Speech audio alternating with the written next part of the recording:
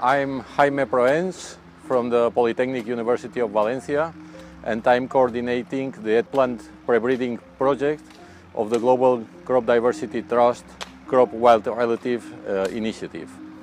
Here we are at Giranduro Kotte in Sri Lanka, and here we are in the field trial in which we are testing the tolerance to drought of the different materials we have obtained in the project.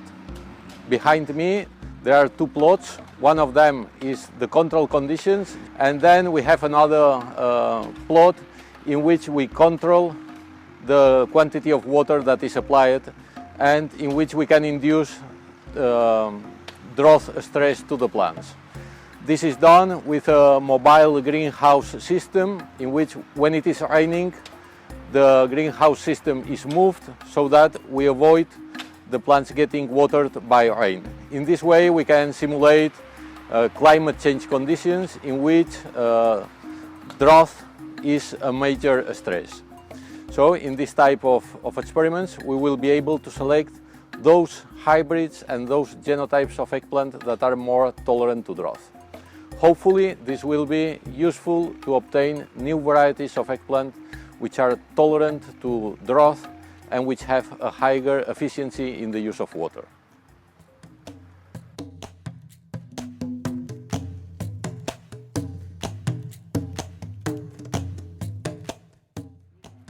So here we have a comparison between the wild ancestor and the cultivated eggplant. As you can see, in the cultivated species, the fruits, flowers and leaves are larger than in the wild ancestor.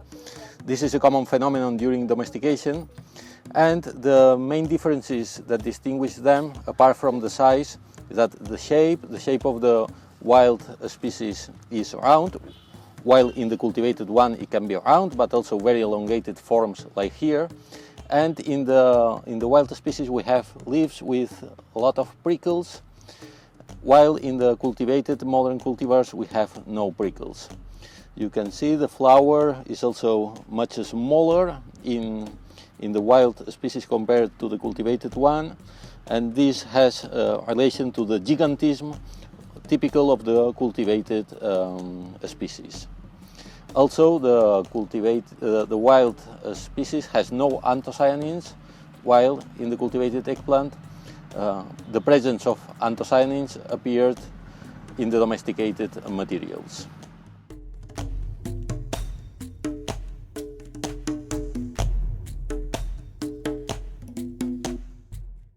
Here we have Solanum pyracanthus, whose name is porcupine tomato. It's a very prickly species, and is a typical member of the African spiny solanums.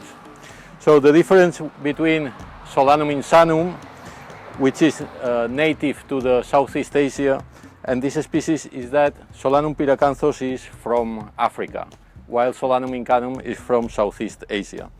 This species has many prickles, so it's a good way to have a physical defense against herbivores, and is one species that also is quite tolerant to drought.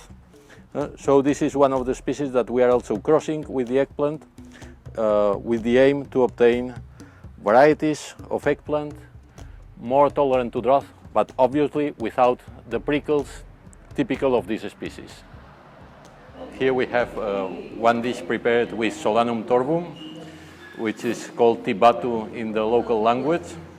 And well, this will be the first time I taste it, so let's see how it tastes.